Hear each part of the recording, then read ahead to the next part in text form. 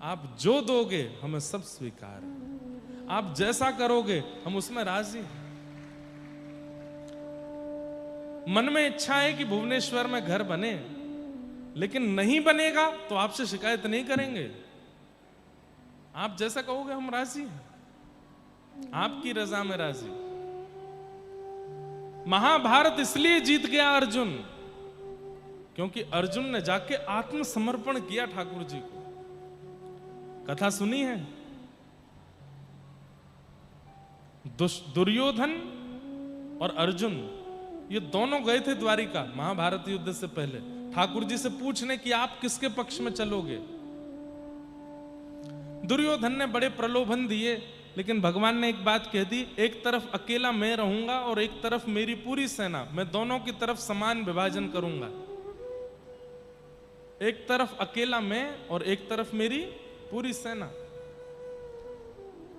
और अंत में भगवान ने कह दिया, और मैं जिस तरफ रहूंगा शस्त्र नहीं उठाऊंगा। ये बात सुनते ही दुर्योधन बोला, आरती करवाने जा रहे हो युद्ध में, वहां पे दिन रात आपकी आरती करेंगे, अष्टयाम सेवा होगी आपकी। अरे युद्ध में जाना है नाथ, शस्त्र नहीं उठाओगे? बोले नहीं उठाऊंगा। आप दोनों विचार कर लीजिए, मैं चाहिए कि मेरी सेना, और मेरी सेना सशस्त्र जाएगी, और सेना भी थोड़ी बहुत नहीं, हजारों लाखों सैनिक ठाकुर जी कह रहे हैं मैं दे दूंगा सशस्त्र, लेकिन दूसरी तरफ अकेला मैं रहूंगा, वो भी शस्त्र नहीं उठाऊंगा। दुर्योधन तुरंत मीठा बन करके बोलने लगा, ठाकुर जी मैंने वैसे देखा है आपका अर्जुन से प्रेम बहुत ज्यादा है, आप अर्जुन से बहुत, आप दोनों की यारी के तो चर्चे पूरे कुरुक्षेत्र में, पूरे हस्तिनापुर में चलते रहते हैं। एक काम कीजिए ना। बोले क्या? मैं सेना ले जाता हूं, आप दोनों की पटती भी बहुत है, आप इसके साथ रह लो। भगवान ने कहा अर्जुन हां करेगा तो। अर्जुन क्या? बोले नहीं नहीं मैं तो इसी में राजी हूं, आप मेरी तरफ रहो। भगवान बोले सोच ले, शस्त्र नहीं उठाऊंगा, निहत्था रहूंगा मैं। बोले आप रहना, चाहे बिना कुछ लिए रहना, पर रहना। सेना लेकर के जब दुर्योधन चला गया तो भगवान ने बड़ी डांट लगाई अर्जुन को। अरे पहले ही कौरवों के पास इतनी बड़ी सेना, ऊपर से मेरी द्वारिका की सेना लेकर के चले गए। तुझे सेना मांग लेनी थी और ये कह देना था कि हमारी सैन्य बल वैसे ही कम है, आपकी सेना दे दो, आप कौरवों की तरफ चले जाओ। अर्जुन जो बात कहते हैं ना, वो मुझे ये बात मैं अपने जीवन में इंप्लीमेंट करता हूं, इसलिए आपको बता रहा हूं। अर्जुन क्या कहता है भगवान से? श्याम सुंदर, पहली बात, दुर्योधन जिस कामना से आया था मैं उस कामना से नहीं आया हूं, इसलिए आप हम दोनों को एक मत समझो। मैं ना तो आपसे कुछ मांगने आया था और ना आपको मांगने आया था। ना मुझे आपसे कुछ चाहिए और ना ही आप चाहिए। भगवान बोले तो क्यों आए थे?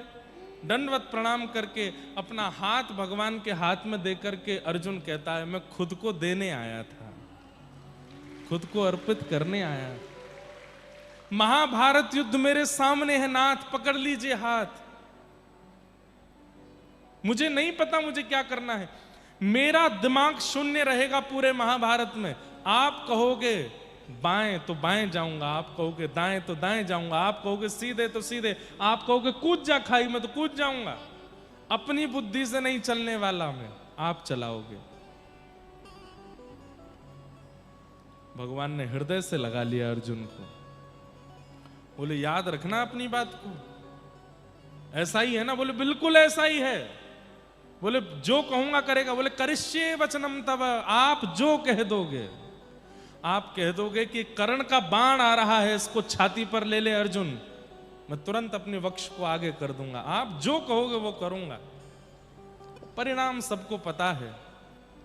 पूरे महाभारत युद्ध में सारे कौरव केवल एक को ही मारना चाहते हैं और वो है अर्जुन।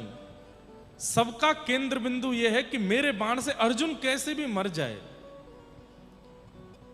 टारगेट केवल अर्जुन था पूरे महाभारत में, लेकिन उस अर्जुन का बाल बांका नहीं होने दिया।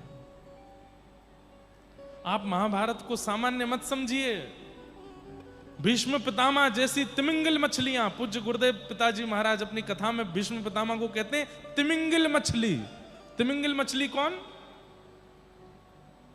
एक तिमिंग नाम का पक्षी होता है, अब तो नहीं होता वो, पर किसी युग में होता होगा। तिमिंग नाम का पक्षी, वो आकाश से उड़ता हुआ आता है और अपने दोनों पंजों में दो दो हाथियों को लेकर उड़ जाता है आकाश में। और वही तिमिंग पक्षी उड़ता हुआ जब समुद्र पर जाता है तो समुद्र की एक मछली मुंह खोल करके सांस लेती है और दो हाथी सहित उस पक्षी को गर्भ में ले लेती है। वो तिमिंगल मछली, दो हाथी सहित पक्षी को जो निकल जाए वो तिमिंगल मछली। वो कौन है? भीष्म पितामह।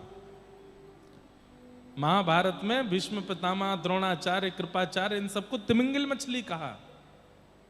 इनके बाण से बचना कोई हंसी खेल नहीं है। भीष्म पितामह की स्तुति आती है, क्या कहते हैं भीष्म पितामह? आहा,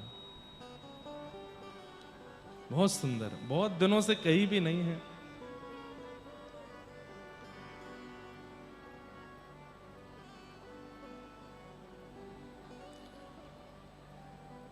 युधितुर गरजो विधुम्न विश्वक कचलुलित श्रम वार्यलंकृताशे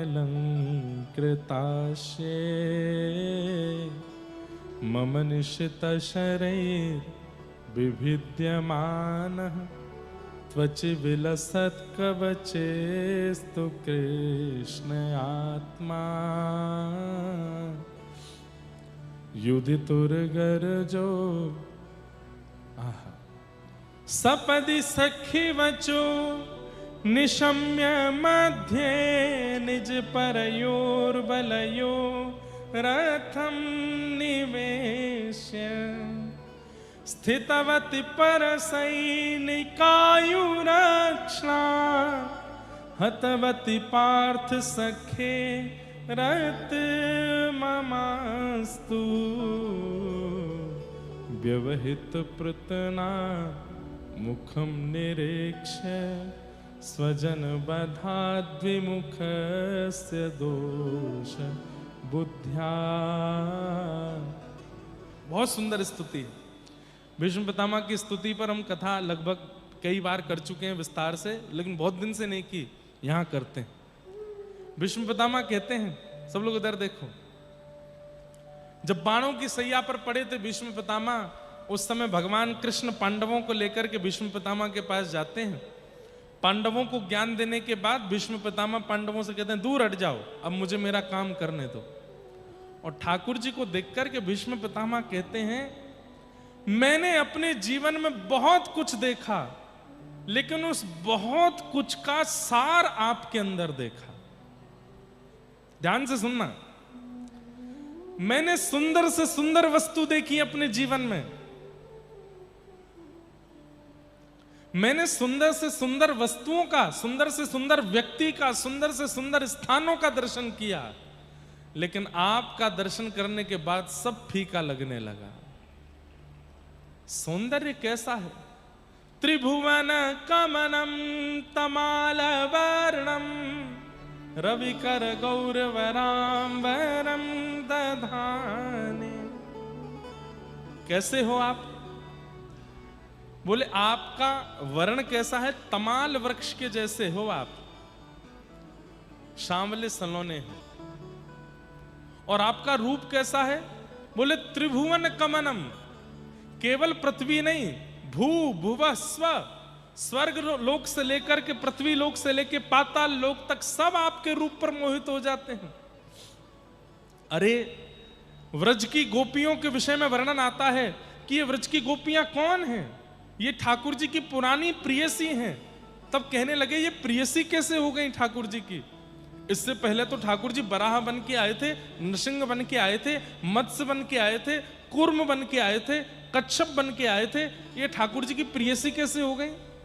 तब कहते हैं जब ठाकुर जी वराह बन के आए तो जितनी वरही थी वो सब ठाकुर जी पर मोहित हो गई। जब ठाकुर जी सिंह बन करके आए तो जितनी सिंहनियां थी सब ठाकुर जी पर मोहित हो गई। जब ठाकुर जी मत्स्य बन के आए तो समुद्र और जल की जितनी मछलियां थी सब ठाकुर जी पर मोहित हो गईं। और जिसने भी ठाकुर जी को देखा वो जब मोहित हुई, उनको देखते देखते उसने अपने प्राण त्याग दिए। अंते यामति सा गति, अंत में ठाकुर जी का स्मरण करते हुए प्राण त्यागने पर वो सिंहनियां, वो बरही, वो मत्स्य, वे सभी व्रजमंडल की गोपी बन करके आ गई हैं ठाकुर जी के संग रास करने के लिए। कैसा रूप है ठाकुर जी का। त्रिभुवन कमनम, अरे कहते हैं इन तीनों लोकों में सबसे सुंदर है कामदेव। कामदेव बहुत सुंदर है, लेकिन वो कामदेव भी जब वृंदावन में प्रवेश करता है और वृंदावन में रास रचा रहे त्रिभंग लली श्याम सुंदर मदन मोहन का जब दर्शन करता है तो कामदेव मूर्छित होकर गिर पड़ता है उनकी सुंदरता को देख के। कितने सुंदर हैं वो। त्रिभुवन कमनम तमाल वर्णम रविकर गौरवराम्बरम दधाने। कहते हैं जब श्याम सुंदर नंद भवन से निकलते हैं तो सूर्य नारायण बादलों को आज्ञा देते हैं तुरंत आकर के मेरे आगे ओट बना दो, छुपा दो मुझको। क्यों? बोले एक सूर्य घूम रहा है पृथ्वी पर, मेरी आवश्यकता क्या है। ये तो मैंने देखा। अपनी एक बिल्कुल सत्य घटना बताऊं। पिछली बार रथ यात्रा के समय में नहीं आ पाया था, तो जब उल्टा रथ होता तब मैं आया। पहली बार मैंने रथ का दर्शन किया अपने जीवन में। तो कल जो उत्तर पारस मठ वाले महाराज जी आए थे, वैसे तो सार्वजनिक बताने वाली बात नहीं है, ये गुपचुप छुपा के मुझको भीतर ले गए अपने मठ का बता के, ये हमारे मठ का सेवक है। और जहां से गुंडीचा से जगन्नाथ जी आते हैं बाहर, तो वहां मठों की सेवा है। तो महाराज जी जो कल आए थे उनकी चंवर की सेवा है, वो जगन्नाथ जी को चंवर करते हैं। तो वहां रेलिंग लगी हुई थी, रेलिंग के पीछे मठ के सेवक जन खड़े होते हैं, तो मैं भी वहीं खड़ा था। तो हमारे सामने तीनों ठाकुर मंदिर से बाहर आ रहे थे। रथ में आते हैं उससे पहले तो भीतर दर्शन हो रहा था। सबसे पहले सुदर्शन जी आते हैं। सुदर्शन जी आते हैं, आकर के रथ की परिक्रमा लगा करके फिर सुदर्शन जी विराजते हैं। या पहले बलराम जी आते हैं, सुदर्शन जी आते हैं ना, फिर उसके बाद में बड़ा ठाकुर श्री बलराम जी आते हैं। आते हैं महाराज, कभी यूं गिरते हुए, कभी ऐसे गिरते हुए, खूब आनंद, बिल्कुल ऐसे ही देखा सामने से, क्या आनंद होता है। उसके बाद सुभद्रा जी तो गोद ऐसे उठ के ही आती हैं, ये तो कंधों पे ही आती हैं सब पंडा पुजारियों के। और फिर जब आना होता है महाप्रभु जगन्नाथ का, तो हमारे महाराज जी उत्तर पारस मठ वाले कल जो आए, इन्होंने एक बात कही मुझसे।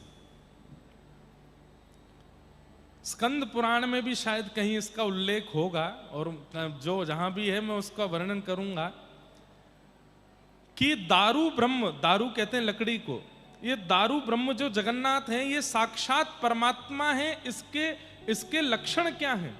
तो अनेक लक्षणों में एक लक्षण है कि ये जब जब अपने मंदिर से बाहर आएंगे, जब जब अपने मंदिर से बाहर आएंगे, चाहे एक बूंद आकाश से गिरे, वर्षा होगी, ये निश्चित है। महाराज जी और हम ये चर्चा कर रहे थे, बलभद्र जी निकल गए, सुभद्रा जी निकल गई, सुदर्शन जी निकल गए, अब बारी कालिया ठाकुर आ रहे हैं। मैंने कहा महाराज जी स्कंद पुराण में ऐसा कहते हैं कि ठाकुर जी जब जब मंदिर से बाहर आते हैं वर्षा होती है, यहां तो ऊपर दूर दूर तक बादल ही ना है। तो एक ब्रजवासी होने के नाते मन में ऐसी बात आने लगी, लाला नेक तो लाज बचा, कैसे करके कहीं ते तो वर्षा करो, कहीं ऐसा नहीं हो कि आप में वर्षा नहीं हो। स्कंद पुराण की या जिन भी आचार्यों से हमने ये बात सुनी, कहीं वो मिथ्या नहीं हो जाए। सब देख रहे थे जगन्नाथ जी आने वाले, और मैं देख रहा था बादल कहां है भाई, कहीं बादल नहीं दिख रहा है। मैं अभी भी बता रहा हूं तो मेरे रोंगटे खड़े हो रहे हैं। वो जो क्या बोलते हैं, जो नाद बजता है, हुलु ध्वनि, हटकुआ, क्या बोलते हैं जो बचता है, सबको पता ही है। हुलू ध्वनि तो वहां होती है बंगाल में जो करते हैं, यहां पे भी करते हैं ना। हाँ। तो खूब जोर से बज रहा था और बस ये लग रहा था अब आए महाप्रभु जी, अब आए महाप्रभु जी, अब आए। और मैं कहूं कि कहां आए बादल, हे शाम घन कब बरसेगो। और आप विश्वास माने जैसे ही महाप्रभु जी बाहर आए, जाने कहां से एक बादल ऊपर आया और रिमझिम रिमझिम रिमझिम रिमझिम वर्षा होने लगी। ज्यादा नहीं, केवल 5-10 सेकंड के लिए थी, फर्श गीला हो गया बस, लेकिन वर्षा। ये प्रमाण है कि ये साक्षात परमात्मा। ये जब जब मंदिर से बाहर आएंगे तब तब वर्षा होगी। जब कृष्ण जन्माष्टमी होती है, पूरे विश्व की नहीं पता मुझे, हमारे मथुरा वृंदावन में रात्रि 12 बजे वर्षा होगी, निश्चित होती है, चाहे कहीं भी हो। वहां की कोई बात नहीं कह सकते कि कहीं होगी कि नहीं, पर वृंदावन में, मथुरा में और कृष्ण जन्मभूमि पर भी ऐसा भी होता है ना, एक शहर में कहीं हो रही कहीं नहीं हो रही, कृष्ण जन्मभूमि पर वर्षा होती है। 12 बजे रात्रि को चाहे एक बूंद गिरे, लेकिन गिरेगी। ये प्रमाण है परमात्मा का, अद्भुत। तो त्रिभुवन कमनम तमाल वर्णम रविकर गौरवराम्बरम दधाने। भीष्म पितामह कह रहे हैं, अरे आप जब आ जाते हैं पीतांबरी पहन करके, जब विचरण करते हैं नाथ, हमसे पूछिए, सूर्य को भी लज्जा हो रही होती है, सूर्य भी अपने आप को बादलों की ओट में छुपा लेता है कि इनके आगे अब मेरे प्रकाश की क्या आवश्यकता है। मैंने सौंदर्य बहुत देखे संसार में, पर आपसे सुंदर कुछ नहीं देखा। दूसरी बात में कहते हैं शौर्य, मैंने बलवान बहुत देखे, लेकिन आपसे जैसा बलवान नहीं देखा। बोले क्यों? अरे कोई धनुष का बल दिखाता है, कोई तलवार का बल दिखाता है, कोई अपने रथ में विराजमान होकर के अपनी वाणी का बल दिखाता है, कोई अपने कवच का बल दिखाता है, कोई अपने मुकुट का बल दिखाता है। लेकिन मैंने ऐसा बलवान पहली बार देखा जिसने बिना शस्त्र धारण किए पूरा महाभारत युद्ध जीत लिया। पूरे महाभारत को जीत लिया आपने। बोले कैसे जीता? तब कहते हैं, आहा युधितुर गर्जो विधुम्न विश्वक कचलुलित श्रम वार्यलंकृतास्ये मम निशित शरैर विविद्यमानः त्वचि विलसन कवचेस्तु कृष्ण आत्मा। आपके बल का भाव इससे पता चलता है कि पूरे महाभारत में रात्रि में एक ही योजना बनती थी। क्या? अर्जुन को कैसे मारना है, अर्जुन को कैसे मारना है, अर्जुन को कैसे। दुर्योधन भी यही योजना बनाता है, दुशासन भी यही योजना बनाता है, कर्ण भी यही योजना बनाता है, अरे गुरु द्रोणाचार्य कृपाचार्य भी यही योजना बनाते हैं। मैं भीष्म पितामह भी इसी योजना में ही रहता था कि अर्जुन कैसे मरेगा। लेकिन सबके केंद्र बिंदु में होते हुए भी अर्जुन को एक बाण स्पर्श नहीं कर पाया। क्यों? उसके सारथी आप थे। आप इतनी द्रुत गति से उसके रथ को घुमाते थे, कभी इधर लेके जाते, कभी उधर लेके जाते, कभी यहां पहुंच जाते, कभी उधर पहुंच जाते। मेरे मन में आया कि मैंने शौर्यवान तो बहुत देखे, लेकिन आप जैसा नहीं देखा। आपके शौर्य का प्रभाव था कि अर्जुन को एक बाण स्पर्श नहीं कर पाया।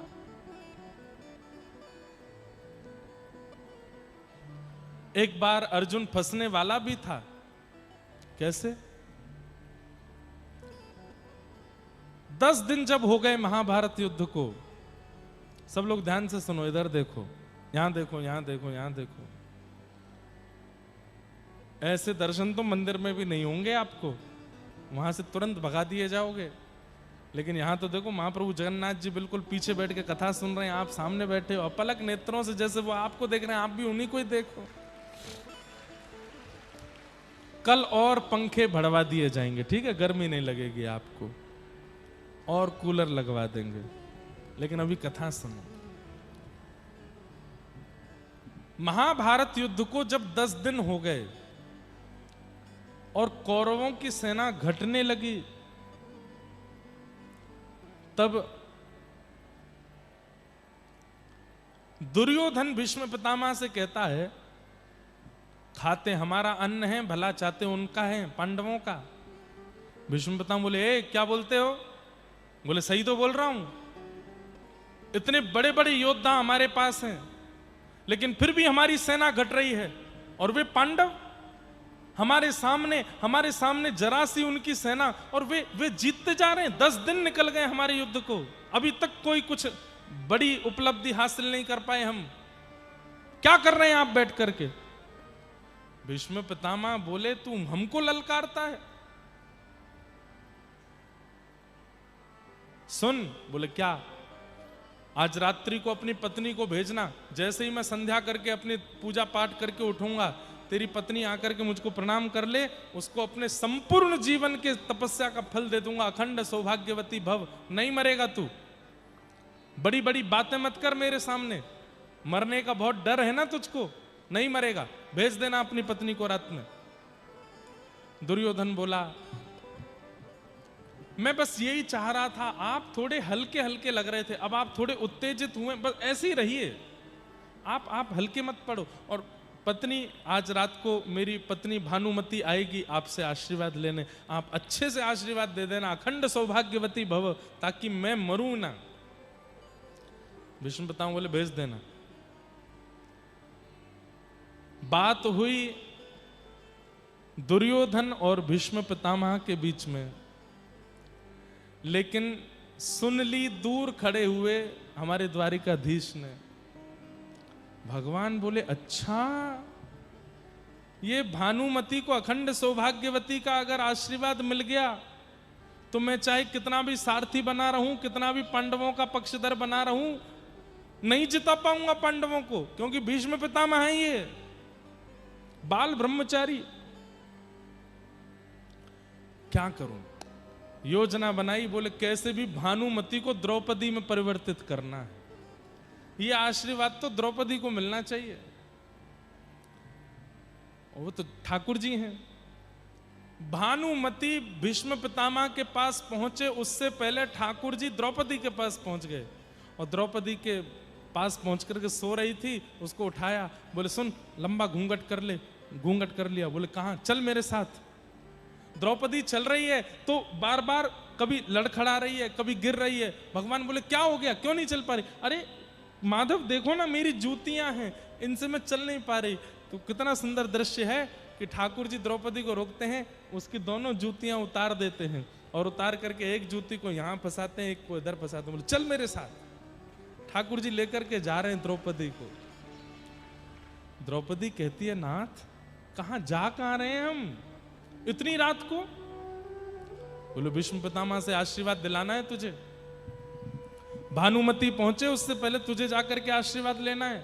और सुन, अब ज्यादा बात मत कर, मेरे को एक एक क्षण की बड़ी चिंता हो रही है, तू जल्दी चल मेरे साथ। और दौड़ करके भगवान लेके जा रहे हैं और उसको समझा रहे हैं, सुन, भीतर जाना, बोलना नहीं, घूंघट कर लेना, मुख दिखाना नहीं। करना क्या है? भीष्म पितामह के सामने बैठ जाना, वो अपने आप अपनी पूजा पूरी करके हाथ में जल लेंगे, तेरे सिर पर जल डाल के तुझे आशीर्वाद देंगे, आशीर्वाद लेके तुरंत बाहर आना, चुपचाप। बोले कहीं उन्होंने पूछा कैसी आई, क्या आई? तो बोले कुछ भी बना के झूठ वूठ बोल देना, और मेरा नाम मत बताना कि मैं आया हूं। हाँ, बस इतना ध्यान रखना। ठाकुर जी भी अपना रूप बदल के गए थे, बड़ा बड़ा काजल लगा के, सिर पर सफेद स्वाफा बांध करके, गड़े में कंठुला, बिल्कुल जैसे ग्वारिया बनकर के ठाकुर जी गए थे। बैठे हैं भीष्म पितामह अपने शिविर में, भेज दिया भगवान ने द्रौपदी को, अंदर जाओ प्रणाम करो। द्रौपदी गई, जैसे ही पहुंची है, उसके नूपुर की ध्वनि से पहचान गए भीष्म पितामह की भानुमति आ गई। प्रणाम किया। भीष्म पितामह ने कहा, आ गई तुम, रुको अभी। बैठ करके हाथ में जल लिया, अभिमंत्रित करके अपने संपूर्ण जीवन का फल और वरदान दे दिया, अखंड सौभाग्यवती भव। तुम्हारे पति कितनी भी बड़ी विषाद में फंसेंगे, मरेंगे नहीं, मेरा तुमको आशीर्वाद है। तुम अखंड सौभाग्यवती हो जाओ, तुम्हारे मांग का सिंदूर कभी मिटेगा नहीं। द्रौपदी ने जब ये बात सुनी, बोले मुझे तो लगा था पुत्रवान भव या कुछ और आशीर्वाद देंगे। जिनके पीछे धनुष बाण लेके भागते हैं उन्हीं को अमरत्व का वरदान दे रहे हैं ये। मेरे पतियों के प्राण के सबसे बड़े भक्षक तो यही हैं। ये हेलीकॉप्टर ने एक देर विराजमान कर लो, जब कोई कीर्तन भजन आवे तब उड़ा लेना इसको। वो जिनको समाचार देना चाहिए वो नहीं दे पाएंगे, मैं बता रहा हूं। हाँ, कर दो, ध्यान से सुनो। क्या बता रहा था मैं? मेरा ही ध्यान भटक जाता है। कहां था, जल्दी बताओ। हाँ, आशीर्वाद दिया। द्रौपदी ने जैसे आशीर्वाद लिया तो सोचने लगी, मेरे पतियों के प्राण की सबसे बड़े दुश्मन हैं ये।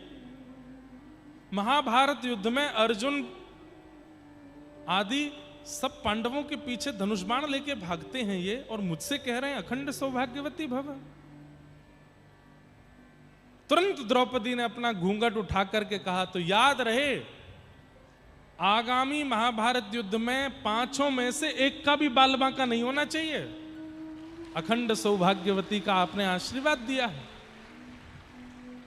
भीष्म पितामह तो 4 कदम पीछे हट गए। द्रौपदी, मैंने तो भानुमति को बुलाया था, तू कहां से आ गई?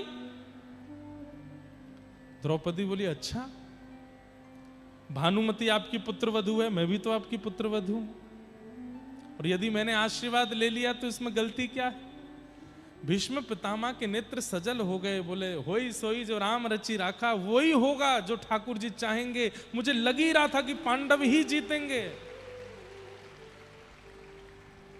लेकिन भीष्म पितामह ने तुरंत अपने आंखों का रंग बदला, चेहरे का ढंग बदला, और थोड़ी गंभीर आवाज में बोले, हे द्रौपदी, तुझे कैसे पता कि मैं भानुमति को आशीर्वाद देने वाला था? और इतनी रात को हमारी घर की बहू आवारा घूम रही है? सही से बता, अकेली आई है कि कोई लेके आया है तुझको? जैसे ये बात कही तो चोर पकड़ा जाता है तो लड़खड़ा तो जाता ही है। द्रौपदी बोली, नहीं नहीं, आई तो अकेली हूं मैं, कोई नहीं आया, और आया तो है एक, लेकिन वैसे कोई नहीं आया। एक आया भी है, लेकिन वैसे कोई ऐसी बात क्या बोलती है, आया है नहीं आया, आया नहीं है, जल्दी बता। गोपाल भैया आया है। बोल, कौन गोपाल भैया? हमारी गौशाला में गैया का दूध काटता है, उसकी कोई बहन नहीं थी, एक दिन रो रहा था तो मैंने राखी बांध दी, तब से भाई है मेरा। भीष्म पितामह बोले, अच्छा चल दिखाइयो तो मेरे, मैं भी देखूं कैसा गोपाल भैया तेरा। आप क्या करेंगे?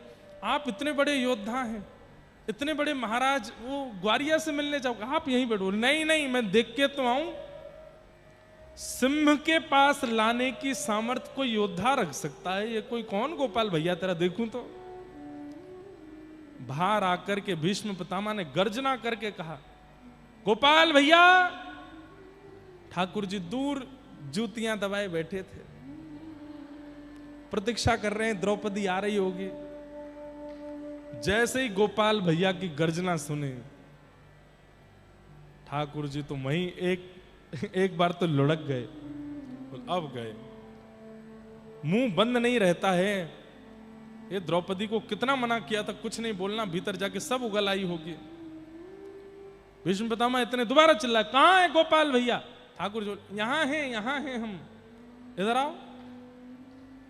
ठाकुर जी पास गए, एक लालटेन उठा करके, अंधेरी रात थी, लौ थोड़ी तेज की। भीष्म पितामह ने बोले, जरा चेहरा दिखाना अपना। चेहरा बदल के आए थे, लंबा लंबा काजल लगा के आए थे, और महाराज थोड़ा सिर पे बढ़िया पाग बड़ी वाली पहन के आए थे, और रूप थोड़ा अपना धूमिल करके आए थे। लेकिन भीष्म पितामह बोले, ए द्रौपदी, तेरा गोपाल भैया कहीं तो देखा है मैंने, जरा पाग तो हटाओ। और जैसे ही पाग हटाने लगे, ठाकुर जी ने नहीं नहीं पाग नहीं हटाते, हम पाग नहीं हटाते। बोले, हटाओ। तो हटाए तो घुंघराले केश ठाकुर जी के जैसे ही खुले, मोर पिच भीतर छिपा था वो अपने आप ठाड़ा हो गया। आहा, ठाकुर जी का मधुर स्वरूप प्रकट हो गया।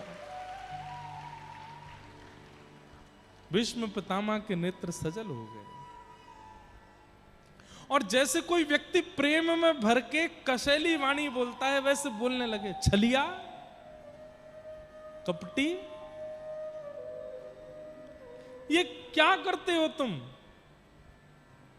भीष्म पितामह चाहते तो ठाकुर जी को ही हैं, लेकिन पक्ष में तो कौरवों के हैं ना।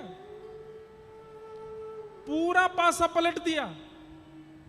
वारे कन्हैया, मान गए तुझको, तैने भानुमति को द्रौपदी में परिवर्तित कर दिया और अखंड सौभाग्यवती का आशीर्वाद दिला दिया।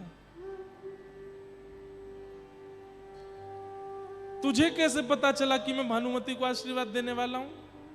ठाकुर जी बोले, हम जय जय हैं, हमें सब पतो रे। कोई माने ना है, बात अलग है। भीष्म पितामह ने कहा, द्रौपदी, मैंने तुझे आशीर्वाद दिया अखंड सौभाग्यवती भव, लेकिन मैं जिम्मेवारी देता हूं इसको, पांचों में से एक का भी बाल बांका नहीं होना चाहिए। ये जिम्मेवारी है इनकी। अगर किसी को खरोंच भी आती है तो तुम मुझसे नहीं कहोगी, इनसे जाके पूछना, क्योंकि जिम्मेवारी मैं इनको देता हूं। और रही बात तुम्हारी द्वारिकाधीश, कल से महाभारत का मुख्य योद्धा मैं बन के आऊंगा, देखता हूं कैसे बचाते हो तुम। ठाकुर जी द्रौपदी की ओर देखें, फंसवा दिया। बोला, मैं क्या करती? उन्होंने, अरे अब देखो, जीतना तो पांडवों को ही है, लेकिन ये भीष्म पितामह हैं, बड़े चतुर हैं। बोले, क्या हो गया? उन्होंने कुछ कहा तो है नहीं, बस तुमको जिम्मेवारी तो दी है, इसमें क्या है, जिम्मेवारी संभालने। अरे तुम जानती नहीं हो, इनको पता है कि मैं शस्त्र नहीं उठाऊंगा, ये मैंने प्रतिज्ञा ली है। अब ये ऐसी ऐसी योजना है। अब महाभारत युद्ध जीतने हारने का विषय नहीं है। अब महाभारत युद्ध इसके ऊपर चलेगा कि कृष्ण शस्त्र उठावे अर्जुन को बचाने के लिए।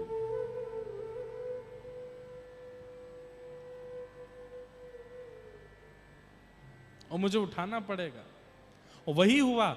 अगले दिन भीष्म पितामह अपने धनुष बाण लेकर के महाराज प्रत्यंता चढ़ाते हैं, और किसी पर नहीं, केवल अर्जुन। और एक बाण छोड़ते हैं, एक से अनेक निकलते हैं। अर्जुन का रथ लेकर के भगवान कभी इधर भागे, कभी इधर भागे। प्रश्वेत के बिंदु ठाकुर जी के मुख पर आ रहे हैं। घोड़ों के पैरों से उठने वाली धूल जाकर के ठाकुर जी के मुख पर लग रही है। कभी ठाकुर जी ऐसे संभालें, कभी ऐसे। ठाकुर जी को पसीना पसीना कर दिया भीष्म पितामह ने। भगवान के पितामह ने एक सांस ले लो। बोले, नहीं, आज नहीं छोड़ूंगा। आप जब मेरे साथ छल कर सकते हो तो मैं आपके साथ कुछ थोड़ी लीला भी नहीं करूं। अंत में भीष्म पितामह ने एक ऐसे बाण का अनुसंधान किया कि रथ चाहे जहां भगा लिया जाए, वो बाण जिसका नाम गोत्र लेकर के छोड़ा गया उसको लगेगा ही लगेगा। जब भगवान ने मंत्र सुना, अरे ये तो वो बाण छोड़ा जा रहा है कि ये सीधे अर्जुन को ही लगेगा। चाहे मैं ब्रह्मांड भेदन करके रथ को ले जाऊं, बाण वहां भी आ जाएगा। तब भगवान ने कहा, अब मुझे कुछ करना पड़ेगा। तभी सामने रथ का टूटा हुआ चक्का पड़ा था। भीष्म पितामह बाण छोड़े उससे पहले रथ का चक्का इनके ऊपर फेंक दूंगा।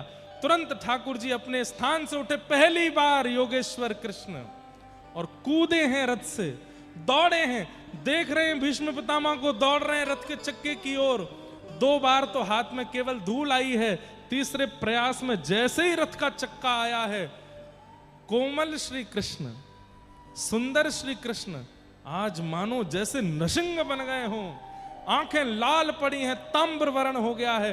और जैसे ही दौड़े हैं भीष्म पितामह की ओर, रथ का चक्का लेके रथांग पानी बन गए।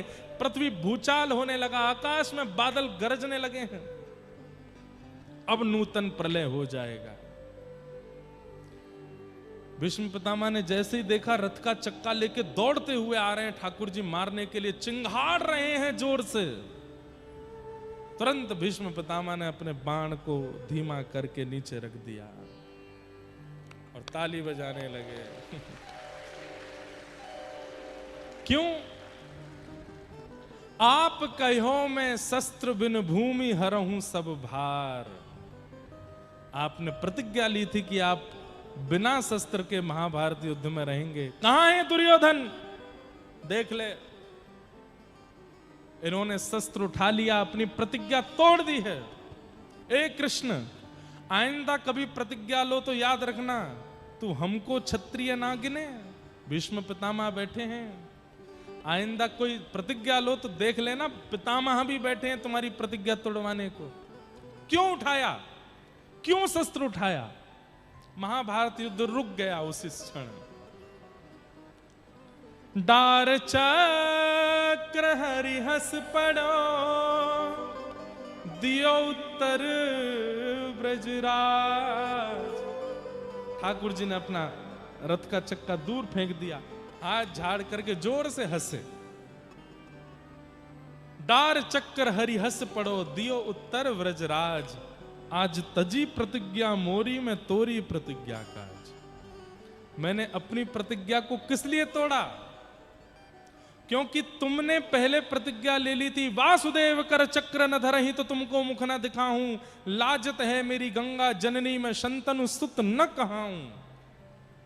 आपने प्रतिज्ञा ली थी पितामह कि यदि भगवान कृष्ण के हाथों में मैंने शस्त्र धारण नहीं कराया तो महाभारत युद्ध में मेरे जब प्राण निकलेंगे तो मैं मुख नीचे जमीन की ओर करते हुए मरूंगा, किसी को मुख नहीं दिखाऊंगा।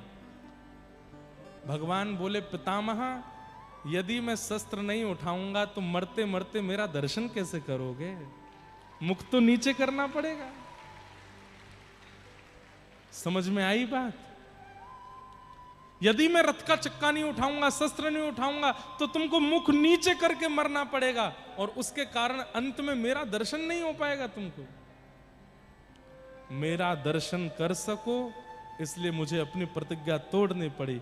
अब तुम जब मरोगे तो चिट्ट नहीं, पट्ट नहीं, चिट्ट करना, ताकि अंतिम समय मेरे को देख सको। इसलिए मैंने शस्त्र उठाया। अद्भुत है ठाकुर जी की लीला। भीष्म पितामह रो जाते हैं स्तुति गाते गाते और कहते हैं स्वनिगमम अपहाय मत प्रतिज्ञा मृतम अधिकर्तुम वप्लुतो रथस्थः धृत रथ चरणो भयाशलद्गुः हरिवहन्तुम भंगतोत्तरीय। इसलिए ठाकुर जी की किसी गतिविधि पर कभी संशय मत करना। वो क्या सोच करके क्या निर्णय लेते हैं, क्या करते हैं, हम नहीं जानते। पर अगर व्यक्ति ये सोच लेता है कि मेरी भलाई उसी में है नाथ जो आप करोगे,